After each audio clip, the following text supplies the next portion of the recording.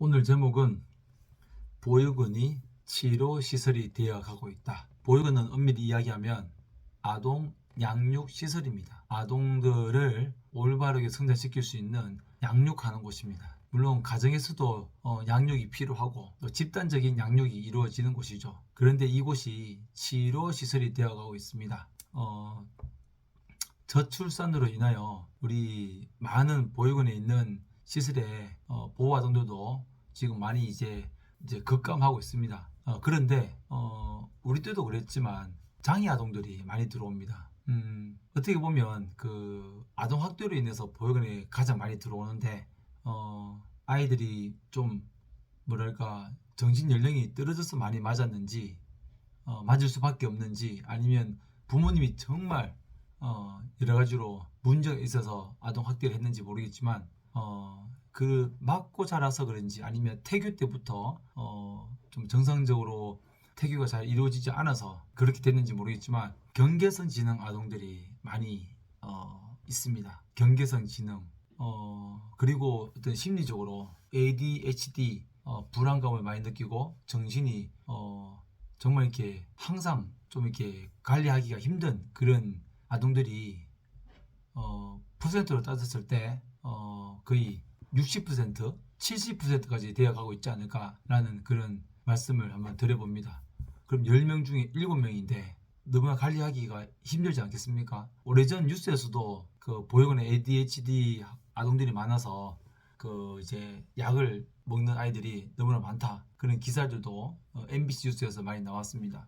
아동 양육시설이 그 치료 시설이 되어간다. 참 이거는 너무나 딱하기 거지없는 것입니다. 그 어떻게 같이 사는 아이들이 어떤 수준이랄까, 지적 수준이랄까, 아니면 심리적인 어떤 배려심, 아니면 심리적으로 함께 살아가는 데 있어서 공동체 의식을 가질 수 있는 그런 기본적인 품성을 가지고 있어야 되는데 부모님과 어떻게 보면 떨어져 있는 그런 상황 속에서 아니면 사춘기를 겪으면서 그 성장기에 어떻게 겪어야 하는 그런 심리적인 호르몬의 변화라든지 그러한 가운데서 영향을 많이 받습니다.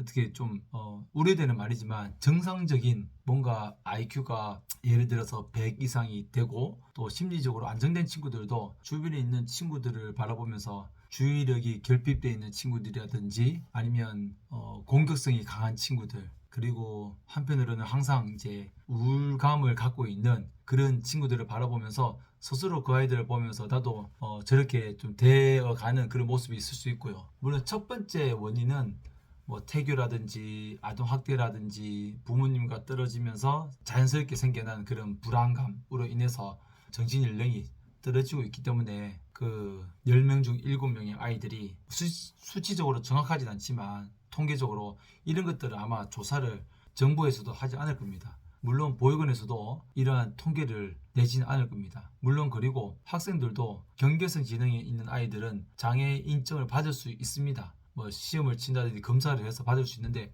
본인이 원하지 않아요. 본인이 제가 정확한 그 어떤 IQ 점수는 모르지만 70에서 80을 경계성으로 따진다는 그런 이제 얘기를 들은 적이 있는데 거의 75 정도 되면 판단은 다 할 수 있습니다.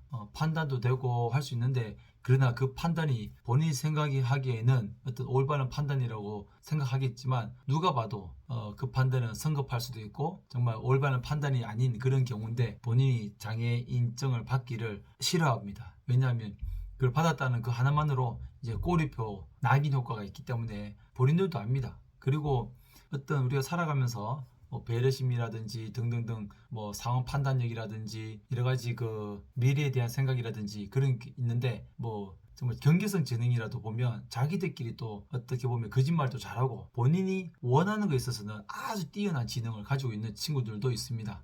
그래서 경계성 지능 그리고 주의력 결핍, ADHD 그러한 친구들이 많다 보니까 이 아동 치료 시설이 되어 간다. 아동 양육 시설이어야 되는데 이 치료를 하려고 하니까 보육 사람들이 얼마나 힘들겠습니다. 얼마나 힘들겠어요. 사실 정부에서는 이제 모르는 겁니다. 아예 이것을 조사하는 순간 이제 아동 양육 시설에 대해서 다시 어떤 예산이라든지 보육사님들의 어떤 자질에 대한 검증이라든지 아니면 보육원 원장님의 어떤 보육 그 양육에 대한 관점이 완전 달라지는 거죠. 참 이제 앞으로 우려가 되고 걱정이 됩니다.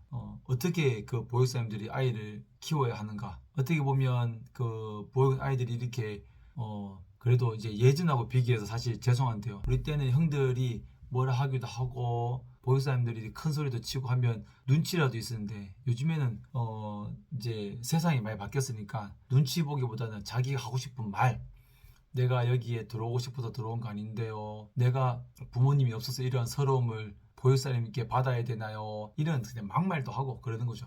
그러니 참 걱정이 됩니다. 이 영상을 보는 우리 어떤 보건복지부의 관계자분이 계시다면, 그리고 이 정말 이 아동에 관심이 많은 분들이라면 이것을 잘 기억해 주시고, 아동 아이들이 그 보호 아동들이 전신적으로 문제가 발생될 수밖에 없다면 그것을 초기에 어릴 때 어떻게 정서적으로 그것을 덮어주고 감싸주고 이것을 이겨낼 수 있는 힘을 어떻게 해 주어야 되는가, 그런 프로그램이라든지 아니면 사회적인 어떤 지지를 어떻게 해줘야 되는지, 그런 문제들을 끊임없이 고민해야 된다고 생각합니다. 이것은 반드시 우리가 사회가 아동 양육시설이 올바르게 운영되기 위해서 반드시 우리가 꼭 고민이 필요하다라고, 그리고 대책도 우리가 고민해 봐야 된다라고 말씀을 드립니다.